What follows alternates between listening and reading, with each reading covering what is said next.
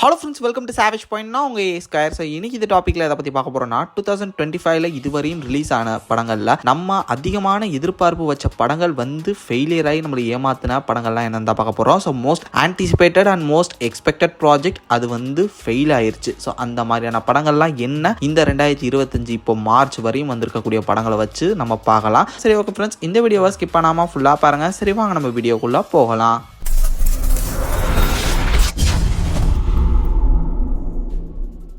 லிஸ்ட்டில் 7ஆவதாக இருக்கிறது emergency. So பாலிவுட்டில் இப்போ ரீசெண்டாக ரிலீஸ் ஆன ஒரு பொலிட்டிக்கல் பேஸ்ட் ஃபிலிம்னு சொல்லலாம். கங்கனா ரனாவத் நடித்த ஒரு படம். ஸோ இந்திரா காந்தி பீரியடில் வந்து பார்த்திங்கன்னா எமர்ஜென்சின்னு சொல்லக்கூடிய ஒரு மிகப்பெரிய ஒரு சட்டத்தை வந்து பார்த்திங்கன்னா அவங்க கொண்டு வந்திருந்தாங்க. அந்த டைமில் நடந்த ரியல் லைஃப் இன்சிடென்ட்டை பேஸ் பண்ணி எடுத்தக்கூடிய ஒரு படமாக தான் வந்து பார்த்திங்கன்னா இந்த எமர்ஜென்சி ஃபிலிம் வந்திருந்தது. ஆல்ரெடி கங்கனா ரனாவத் வந்து ஒரு ஃபெயிலியர் ஆக்ட்ரஸாக தான் வந்து பார்த்திங்கன்னா பாலிவுட்டில் சுற்றி இருக்காங்க. அப்படி இருக்க பட்சத்தில் இவங்களை வச்சு 40 கோடி ரூபாய்க்கு இந்த படம் எடுத்து ஒரு டிசாஸ்டராக மாறிச்சு. இதில் என்ன எதிர்பார்ப்பு ஏற்பட்டதுன்னா, கங்கனா வந்து பாத்தீங்கன்னா பிஜேபி சைடுல இருக்காங்க. ஸோ அவங்க இந்த சைடு, அதுக்கு ஆப்போசிட் சைடுல இருக்கக்கூடிய காங்கிரஸ் இருக்கக்கூடிய ஆக்டிவ் பாலிட்டிஷியனா இருந்த இந்திரா காந்தியோட லைஃப் வச்சு அவங்க என்ன பண்றாங்க அப்படின்றத பாக்குறதுக்கு எதிர்பார்ப்பு அதிகமா இருந்தது. இப்படி போயிட்டு இருக்க சுச்சுவேஷன்ல 40 கோடி வச்சு எடுத்த படம் வந்து பாத்தீங்கன்னா 10 கோடியை கூட தாண்டல ஒரு பெரிய டிசாஸ்டரா இந்த படம் மாறுச்சு.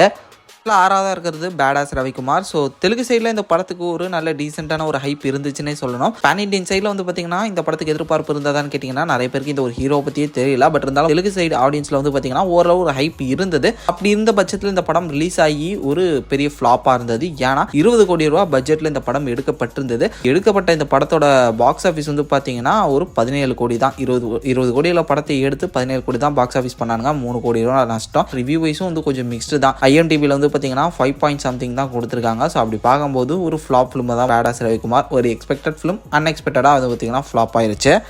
இதில் 5ஆவதாக இருக்கிறது லவ் வி யாப்பா. ஸோ இது வந்து நம்ம தமிழ் சினிமாவில் லவ் டுடேன்னு ரிலீஸ் ஆகி பயங்கர பிளாக் பஸ்டர் ஆகி 100 கோடி ரூபா கலெக்ட் பண்ண அந்த படத்தோட அஃபிஷியல் ஹிந்தி ரீமேக் தான் இந்த லவ் வி யாப்பா. இதில் அமீர் கானோட சந்தா வந்து பார்த்தீங்கன்னா ஒரு டெபியூ ஆக்டராக இந்த படத்தை வச்சு இன்ட்ரோடக்ஷன் ஆகலாம் அப்படின்னு சொல்லிட்டு வந்திருப்பாரு. இந்த படத்தோட பட்ஜெட் கிட்டத்தட்ட 60 கோடி ரூபா. 60 கோடி ரூபா பட்ஜெட்டை போட்டு இந்த படம் வந்து 12 கோடி ரூபாய் கிட்ட தான் கலெக்டே பண்ணிச்சு பாக்ஸ் ஆஃபீஸ். ஒரு பெரிய டிசாஸ்டரா அமைஞ்சுது. இங்கே பெரிய பிளாக் பஸ்டர் படம். தென் இதை தாண்டி 100 கோடி ரூபா கலெக்ட் பண்ண ஒரு படத்தை ரீமேக்காக எடுத்து வச்சு ஒரு பெரிய டிசாஸ்டரா ஹிந்தியில் பண்ணி வச்சிருக்காங்க.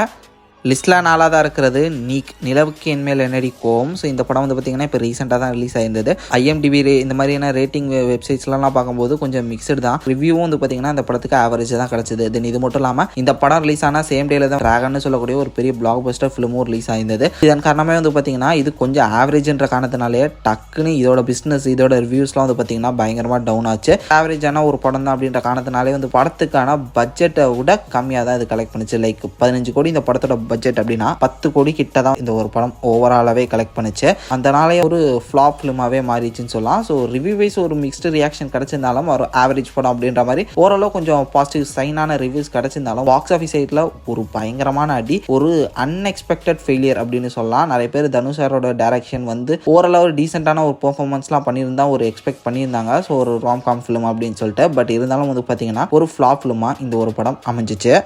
லிஸ்ட்டில் 3ஆவதாக இருக்கிறது ஆசாத். அஜய் தேவ்கன் நடித்து பாலிவுட்டில் ரிலீஸ் ஆன ஒரு படம். ஸோ இப்போ ரீசெண்டாக தான் வந்து பார்த்தீங்கன்னா இந்த படம் வந்து பாலிவுட்டில் ரிலீஸ் ஆயிருந்தது. இந்த படத்து மேலே ஒரு எதிர்பார்ப்பு அப்படின்னு சொல்லாமல், பிகாஸ் அஜய் தேவ்கன் இவங்களாம் கொஞ்சம் பிக் ஸ்டார்ஸ்ன்ற காரணத்தினால ரீசெண்டான ஒரு ஹைப் எப்பயுமே இருக்கும்.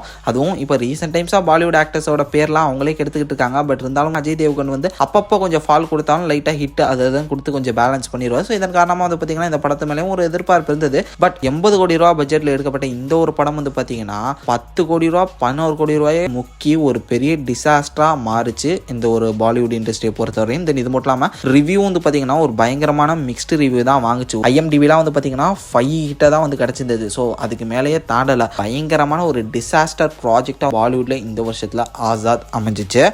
லிஸ்ட்டில் 2ஆவதாக இருக்கிறது விடாமுயற்சி. ஸோ இந்த ஒரு படத்துக்கு ஒரு பெரிய ஹைப், ஒரு பெரிய எதிர்பார்ப்பே இருந்தது. ஆக்டர் அஜித் குமாரோட படம் ஒரு 2 இயர்ஸ்க்கு அப்புறம், லைக் துணிவு படத்துக்கு அப்புறம் ஒரு பெரிய கேப்புக்கு அப்புறம் வருது. தென் இது மட்டும் இல்லாமல் டீசர் ட்ரெய்லர் இதெல்லாம் வந்து ஒரு நல்ல ஹைப்பை டீசெண்டாகவே கிரியேட் பண்ணிச்சு. இதன் காரணமே வந்து பார்த்தீங்கன்னா அஜித் குமார் சாருக்காகவே இந்த படத்தை பார்க்கணும்னு சொல்லிட்டு நிறைய பேர் பயங்கர ஹைப்பாக தான் போய் இருந்தாங்க. கதை என்னவோ ஏதோ, ஸோ ஒரு நல்ல ஸ்டோரி தான். பட் ஆடியன்ஸ்க்கு வந்து ப்ராப்பரான ஒரு இடத்துல போய் சேரல. தென் இது மட்டும் இல்லாமல் இவர் மாதிரியான ஒரு மாஸ் ஹீரோ வச்சு இந்த மாதிரியான ஒரு படத்தை எப்படி ஆடியன்ஸ் ஏற்றுக்குவாங்கன்ற கேள்விக்கு பதில் இருக்கிற அப்படிங்கிற மாதிரி வந்து பார்த்தீங்கன்னா ஃபேன்ஸான நிறைய பேர் என்ஜாய் பண்ணாமல் போனாங்கன்ற காரணத்தினால இந்த படம் வந்து நிறைய இடங்கள்ல மிக்ஸ்டு ரிவ்யூ வாங்குச்சு. தென் இது மட்டும் இல்லாமல் பார்த்தீங்கன்னா பாக்ஸ் ஆஃபீஸ்லேயும் ஒரு பெரிய அடி வாங்குச்சு. லைக் பட்ஜெட்டே 300 கோடி கிட்ட இந்த ஒரு படம் இருந்தது. அப்படி பார்க்கும்போது பாக்ஸ் ஆஃபீஸ் ஓவராலாக லைஃப் டைமே வந்து பார்த்தீங்கன்னா 150 crores தான் கலெக்ட் பண்ணியிருக்கு. அஃபிஷியலாக ப்ரொடக்ஷன் சைட்லேருந்து கூட வந்து பார்த்தீங்கன்னா இந்த ஒரு பாக்ஸ் ஆஃபீஸோட அனௌன்ஸ்மெண்ட்ஸ், பாக்ஸ் ஆஃபீஸோட அப்டேட் எதுவுமே அவங்க பண்ணல. இதுவுமே இன்சைடர்ஸ் எல்லாருமே பொறுக்கி எடுத்து சொன்ன ஒரு அப்டேட் தான். இப்போ வரையுமே வந்து பார்த்தீங்கன்னா ப்ரொடக்ஷன் சைட்லேருந்து பாக்ஸ் ஆஃபீஸ் ரிப்போர்ட்டே சொல்லாமல் வாய மூடிட்டு தான் இருக்காங்க. அந்தளவு வந்து பார்த்தீங்கன்னா ஒரு பெரிய டிசாஸ்டராக தான் இந்த வருஷத்தில் பாக்ஸ் ஆஃபீஸ் சைடாகவும் இருக்கட்டும், கிரிட்டிக் சைடாகவும் இருக்கட்டும். ஏன்னா நிறைய மிக்ஸ்டு ரிவ்யூவும் வாங்குச்சு. ஸோ இதன் காரணமாக வந்து பார்த்தீங்கன்னா விடாமுயற்சி வந்து ஒரு பெரிய எதிர்பார்ப்பு இருந்து ஃபெயிலான ஒரு ப்ராஜெக்டாக இந்த 2025 பார்க்கப்படுது.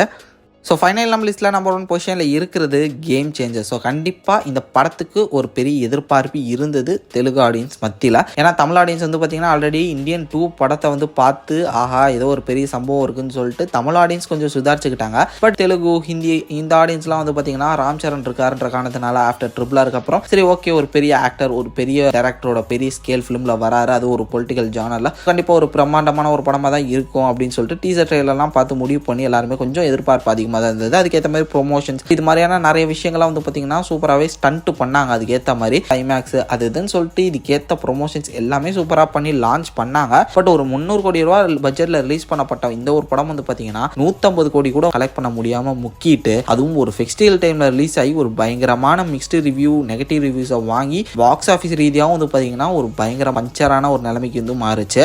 லிட்ரலி இந்த ஒரு படம் வந்து பார்த்தீங்கன்னா சங்கர் சாரோட கெரியரே போட்டு தள்ளுற அளவுக்கு ஒரு பெரிய இம்பாக்டே கிரியேட் பண்ணுச்சுன்னு சொல்லலாம். ஏன்னா இவங்க ரிலீஸ் பண்ண டைம் வந்து இங்க பொங்கல் அங்க சங்கராத்தி அப்படின்னு சொல்லிட்டு ஒரு ஃபெஸ்டிவல் டைம்ல ரிலீஸ் பண்ணாங்க. அதுவும் நிறைய ஸ்கிரீன்ஸ்ல ரிலீஸ் பண்ணாங்க. அப்படி ரிலீஸ் பண்ணியுமே செகண்ட் டேக்கு அப்புறமே வந்து பாத்தீங்கன்னா பாக்ஸ் ஆஃபீஸ்ல ஒரு பெரிய ஃபாலோஸ் இருந்துச்சு. இதன் காரணமே ஒரு பெரிய ஹைப்ல இந்த படம் வந்து ரிலீஸ் ஆச்சு. பட் ஃபெயில்டான ஒரு ப்ராஜெக்டா தான் இந்த 2025 கேம் சேஞ்சர் ஆச்சு.